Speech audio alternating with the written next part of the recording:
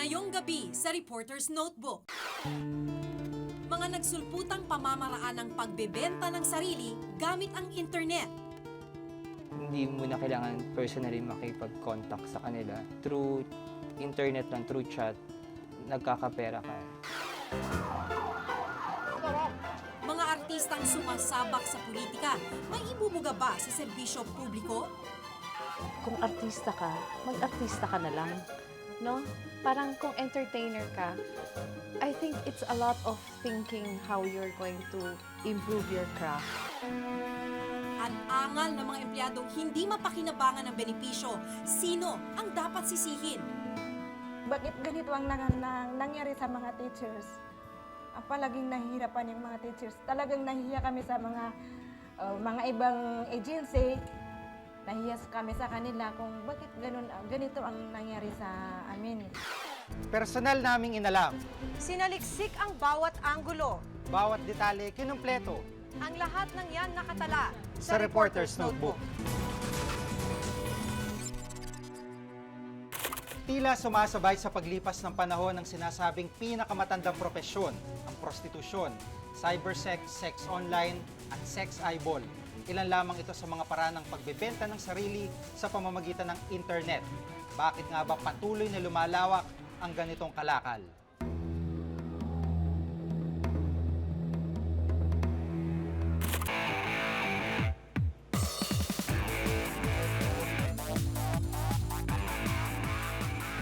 Hindi mo na kailangan personally makipag-contact sa kanila. Through internet lang, through chat, nagkakapera ka. Ang pagbabayad para makakita ng paghubad sa internet sa pamamagitan ng web camera, isang uri ng tinatawag na cybersex. Ito ang trabaho ni Maui. Dati pumapasok pa siya sa malaking cybersex din, pero ngayon, mag-isa na niya itong ginagawa. Sa dali ng kalakaran, sariling diskarte na siya. Mas malaking kita dahil walang may hawak sa kanya. Ako yung pinakamaliit ang kita kasi ako yung may anak na ako. Yung mga kasama ko magagandang katawan, mga dalaga. Yung pinakamalaki nila sa 15 days, 30, ganyan, 30,000. Mula sa simpleng chat, nagumpisang uminit ang usapan ni Maui at ng kanyang kausap.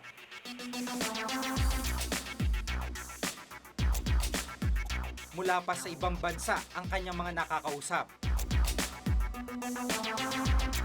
Malaki ang kita dahil dolyar ang usapan, kaya anuman ang ipagawa sa kanya, sinusunod niya ito. Gusto niya ng show. Tapos, sabi ko sa kanya kung babayaran niya ako $100. Oo naman daw. May isang anak si Maui. Ang kanyang kinikita sa cybersex, malaking bagay para sa kanyang pamilya. Pinapadala ko sa nanay ko. Dito kasi, madali yung pera. Minsan. Pero hindi ganun kadali kasi mahirap din yung pinagagawa sa'yo eh.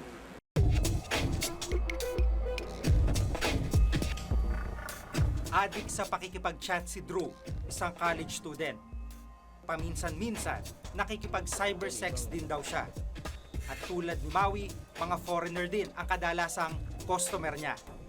Kinukwento ko dun sa ka-chat ko na sino yung pwedeng makatulong sa akin. Tapos sabi nila, tutulungan daw nila ako. Tapos pinipresyohan ko na, kunyari, $50 pang tuition ko, mga ganun. Kahit na anong bagay mapagbigyan lang ang kausap, ginagawa ni Drew. Gusto nila ng mag-naked. Kita nila ako na naked body, yung ganyan. Tapos yun, andun na yung pag nag-naked ako, pinapakita ko yung organs ko. And then, pag na-satisfied sila, titigil ko na. Itinuturo ang kawalan ng malinaw na batas hanggang ngayon bilang pangunahing dahilan kung bakit patuloy ang cybersex.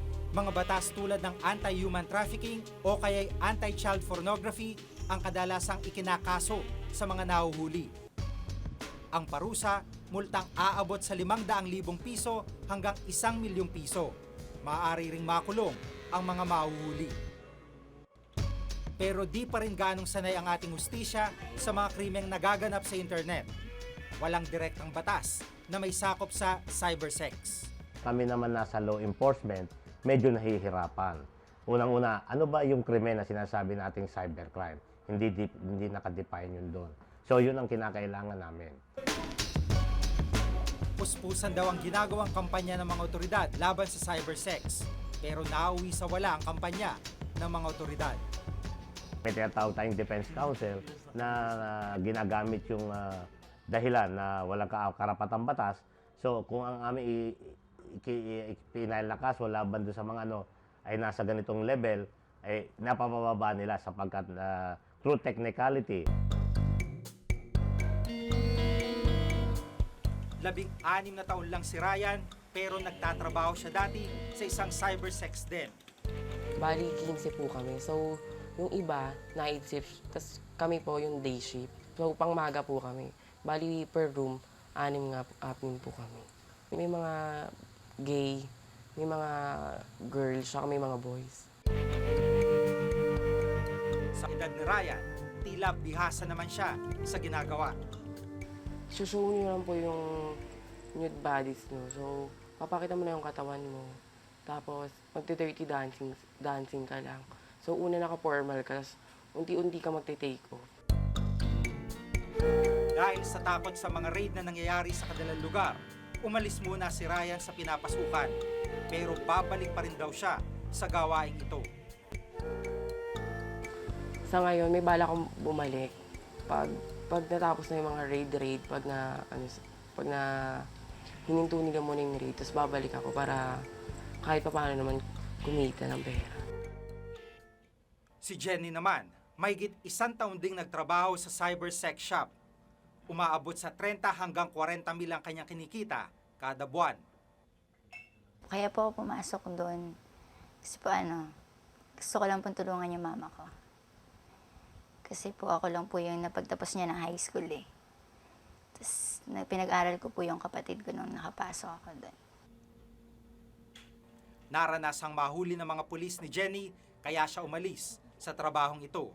Pinipilit na rin daw niyang magbagong buhay. Mag-aaral po ako next year. Saka ayoko na po, nagsawa na ako sa ganun.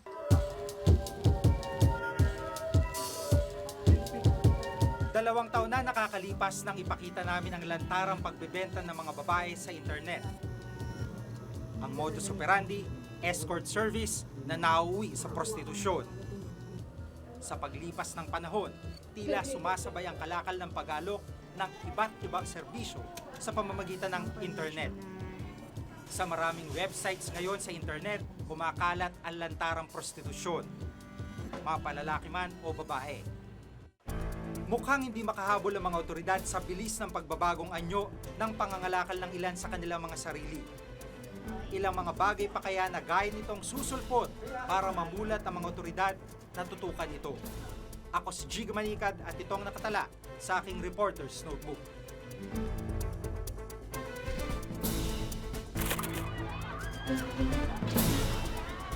Kung artista ka, mag-artista ka na lang. No? Parang kung entertainer ka, I think it's a lot of thinking how you're going to improve your craft. Tinitilian, inaabangan, sinusubaybayan. Tila wala na nga atang hihigit pa sa kinang ng mga artista. Pero pagdating sa politika, ano naman kaya ang kanilang ibubuga? Kilatisin ang mga celebrity politicians sa report ni Nelson Canlas.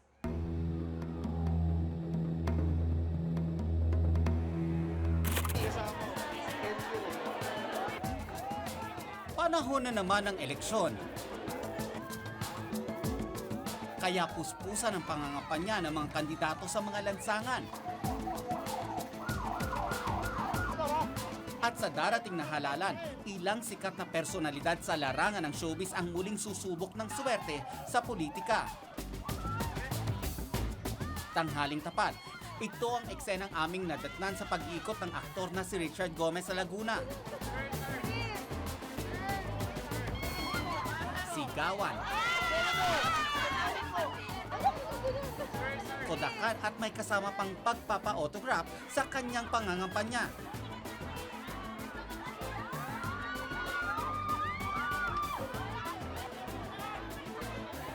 Ayon kay Goma, hindi na raw bago ang kanyang papasukin.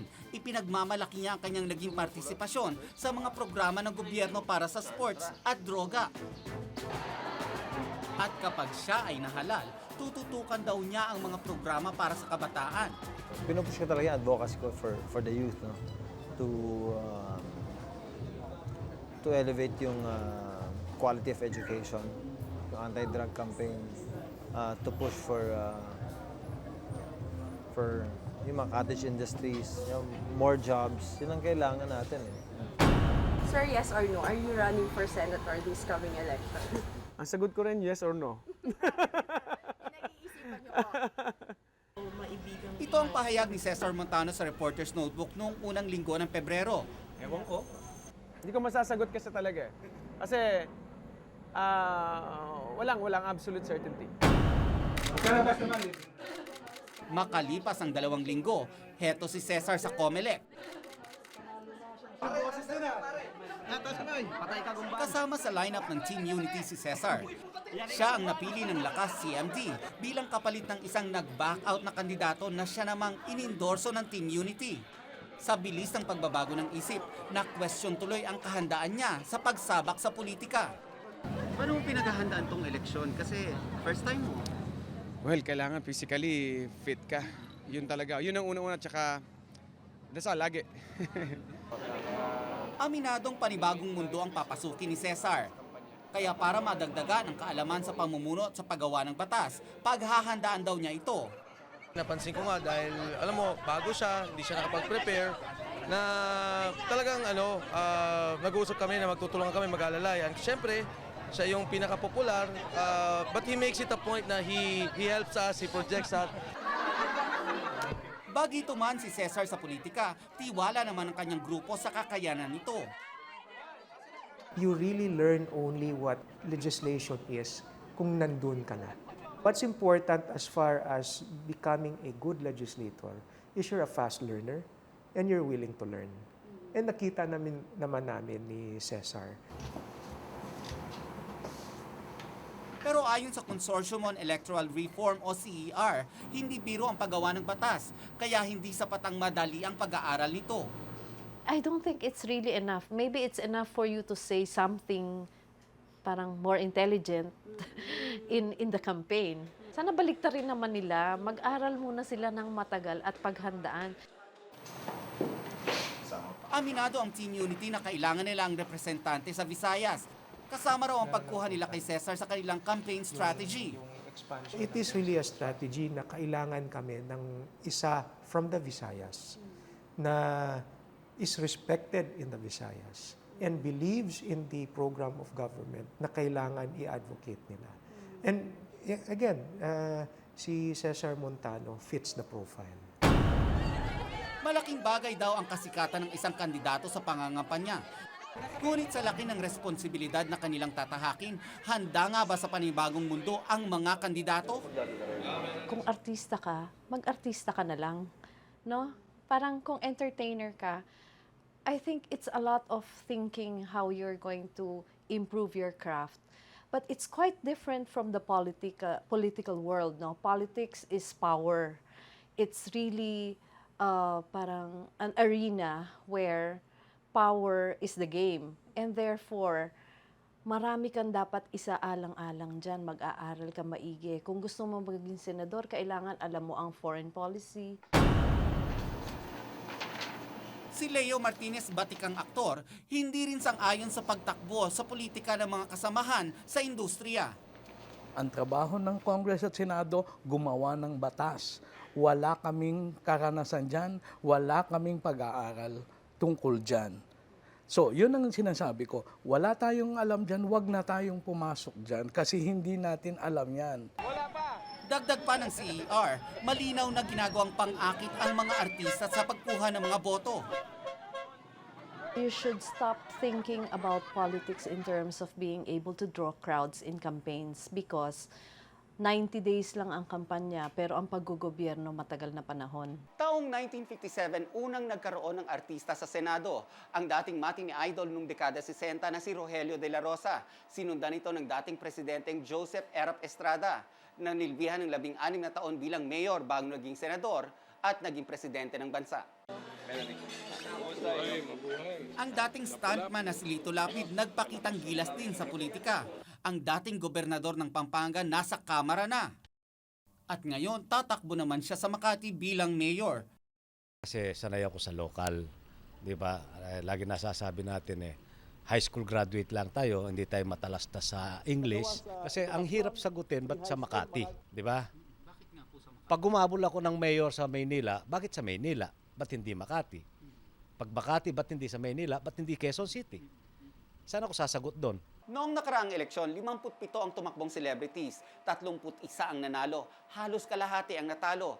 Patunay na hindi garantisadong tiket ang kasikatan sa pagkapanalo. Tulad na lang ng superstar na si Nora Honor na natalo ng tumakbo bilang gobernador ng Camarines Sur noong 2001. At si Alma Moreno na natalo sa pagka-mayor ng Parañaque noong 2004. Ayon sa batas, lahat daw ay may karapatang tumakbo sa politika. Basta ika'y natural-born citizen ng bansa, marunong bumasa at magsulat, rehistradong botante at residente ng Pilipinas, pwedeng-pwede kang kumandidato. Pero sa bigat ng haharaping responsibilidad, handa kaya ang mga artista sa bagong mundong kanilang papasukin? Ako si Nelson Canlas at ito ang nakatala sa aking Reporter's Notebook.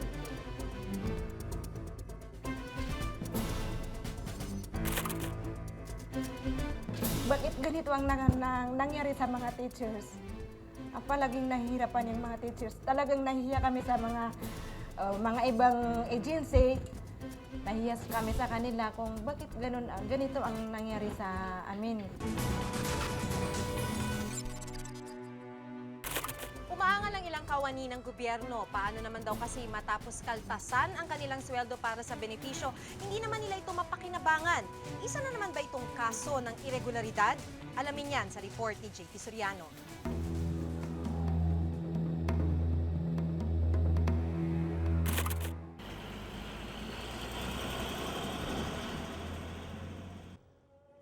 Ang probinsya ng Lanao del Sur ay nabibilang sa Autonomous Region of Muslim Mindanao o ARMM. Maliban sa problema sa seguridad, may iba pang isyong kinakaharap ang ilang residente dito. Ang kinakatas na pera sa kanilang sweldo, di raw nila mapakinabangan.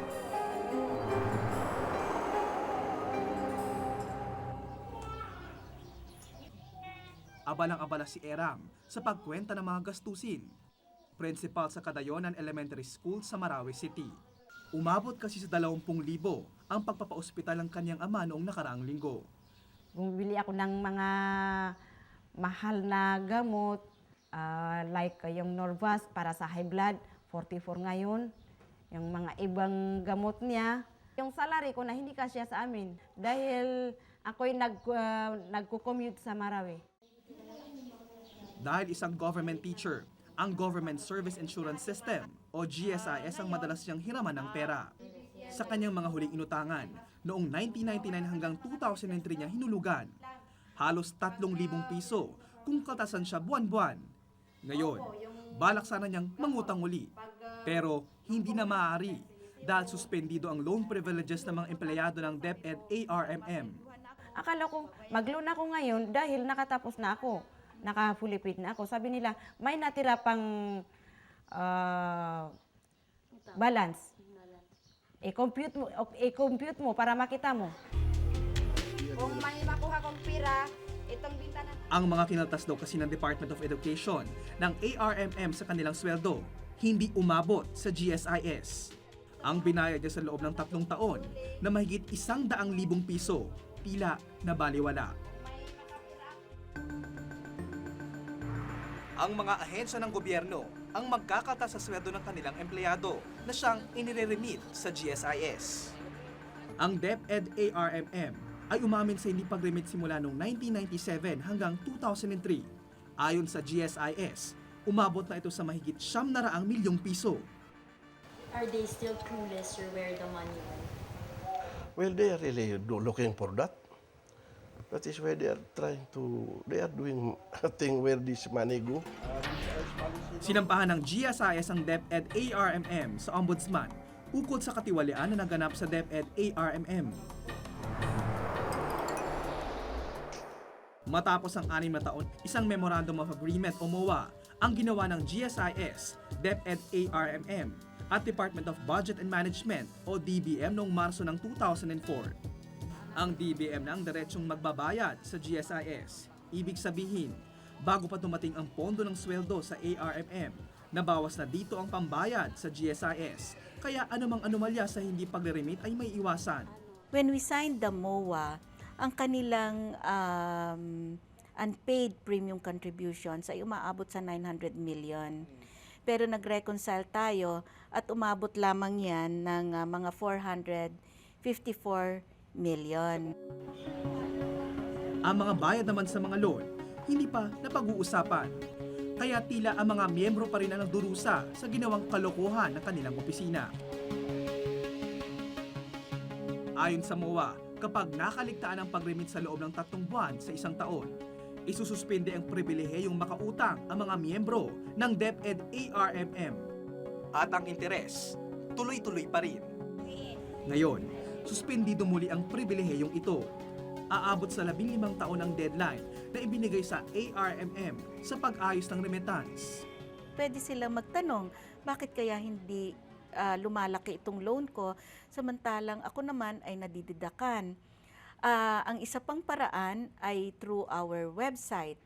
Pwede niya yung ma-access through the website ang kanyang loan accounts, makikita niya rin doon. At itong kahuli-hulihan natin through our eCard Plus. Ang kaso, marami sa mga guro hindi inaabot ng impormasyon.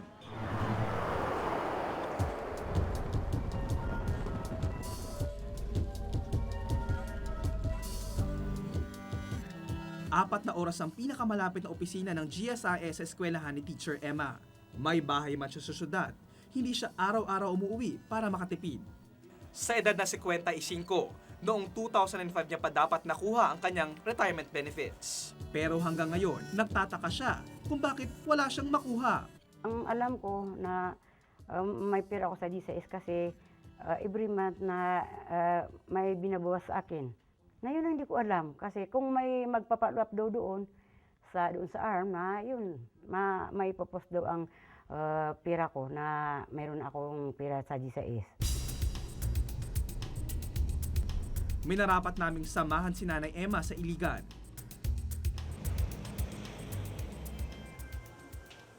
Sa loob na mismo ng division manager siya pinapunta. Yung payslip ho ninyo, hindi man ho lahat ng nasa payslip natin nai-remit po sa GSIS. May babalik yan sa kanila lahat. So makukuha niya po yung 65,000? Yes. Kung ma-remit ho ng ARM? Yes. So maghintay-hintay lang ho tayo. Sa loob ng ilang taon, ngayon lang naliwanagan ng guro. Utang na cash advance? Oo. Naliwanagan man, tila bigo pa rin siya. Dahil hindi pa tapos ang kanilang paghihintay na maibalik ang pera na nararapat sa kanya.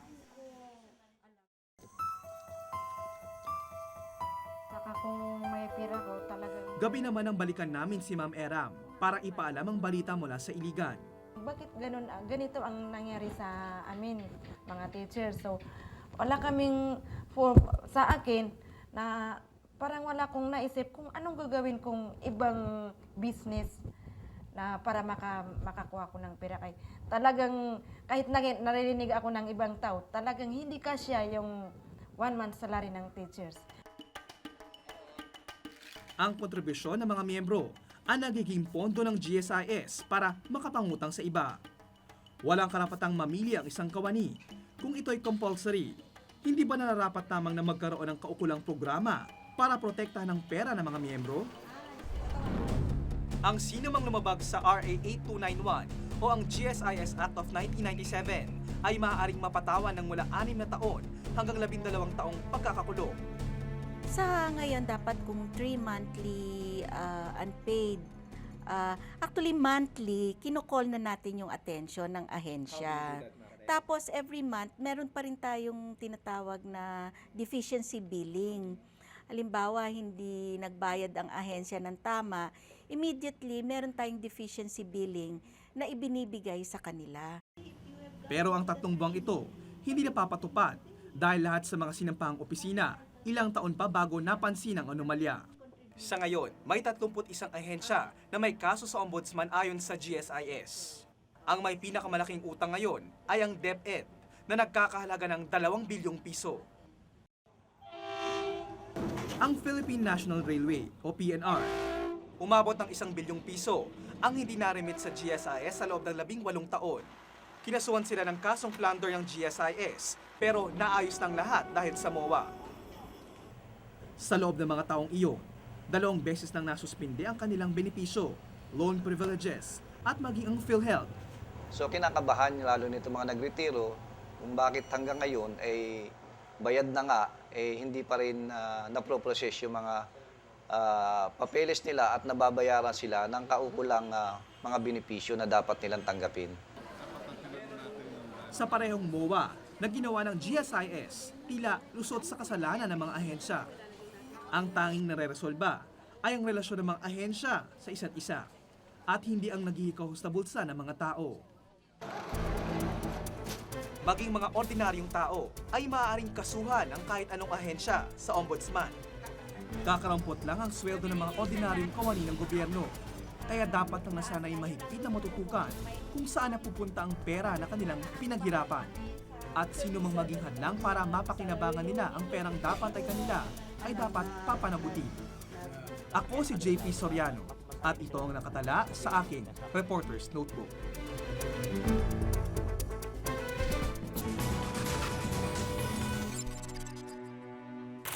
Kung may nais kayong ipasiyasat na isyo, balita, maaari kayong tumawag sa aming numerong 928-7021, local 1424.